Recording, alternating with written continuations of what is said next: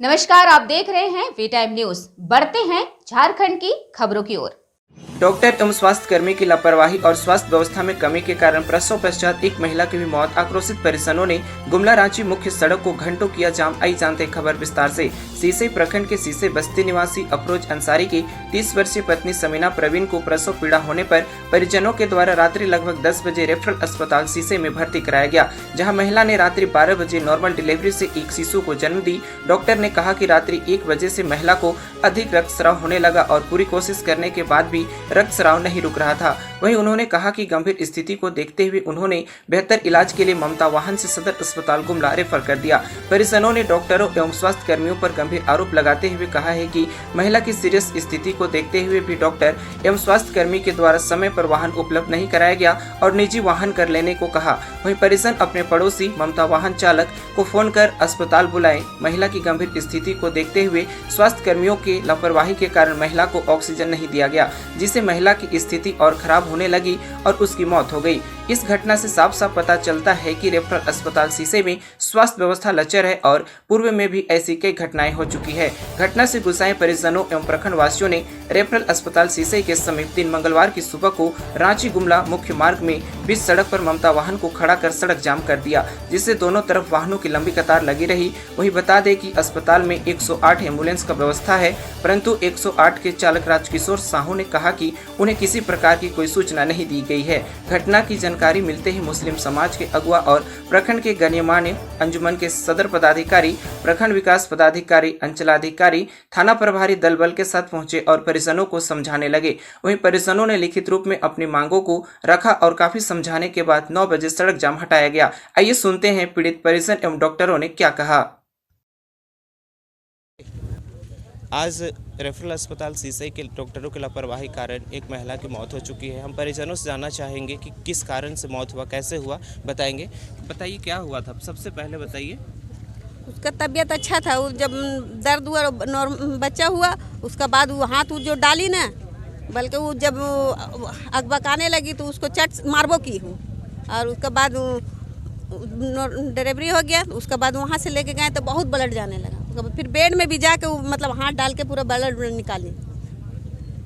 फिर अभी कहाँ ले गए थे आप लोग? फिर उसके बाद जब एकदम लास्ट पोजीशन हो गया था, समझिए कि वो दमे निकल गया था, तब डॉक्टर वहाँ पर गई थी। अच्छा। और फिर उसके बाद उन नर्स लोग बोली जल्दी ले जाओ ना, जल्दी ले जाओ, नहीं है गाड़ी रिपर ले जाओ, बाजार ताड़ ले जाओ, यहाँ ले जाओ, इसका टाइम नहीं है और नहीं है तो टेम्पो में ले जाओ। मतलब यहाँ नर्स लोग अच्छा से देखभाल नहीं की अच्छा। और क्या क्या कर रही थी?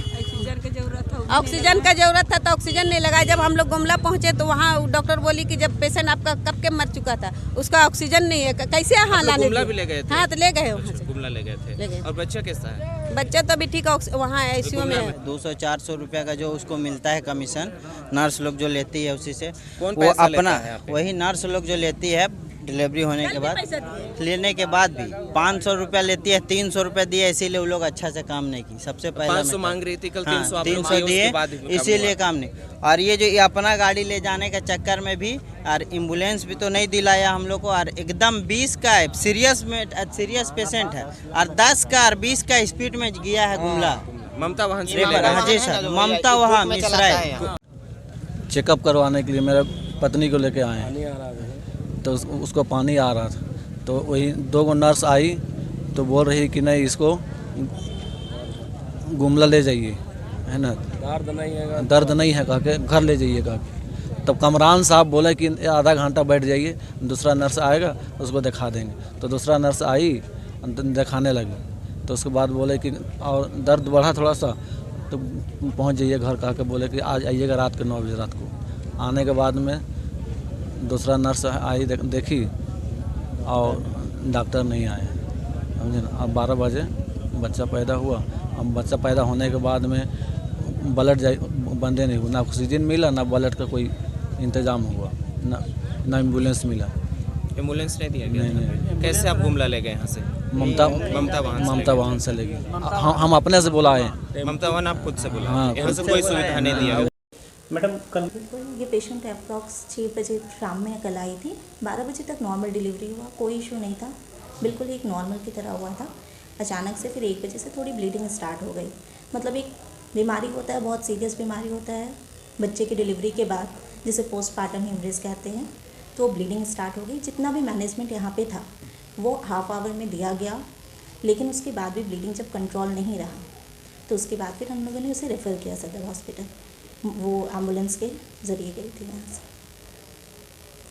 वो बच्चे की डिलीवरी के बाद होता है, मतलब कोई वैसा बीमारी का वो नहीं है, रिस्क फैक्टर होता है कि मतलब ज़्यादा बच्चे के बाद भी होता है किसी को, तो किसी का खून जमने का वो जो मैकेनिज्म होता है वो किसी का ख़राब हो, किसी का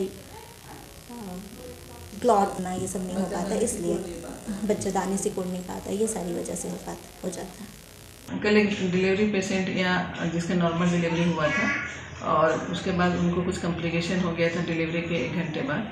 बहुत ज़्यादा ब्लीडिंग हो रहा था, जिसको हम लोग PPH बोलते हैं डिलीवरी के बाद। तो यहाँ पर जो भी डॉक्टर ऑन ड्यूटी थे वो पूरा व्यवस्था उसका मैनेजमेंट दिए। उसके बाद पेशेंट की हालत थोड़ी ख़राब हो गई, इसलिए उन्होंने उसको सदर अस्पताल गोंदा रेफर कर दिया गया।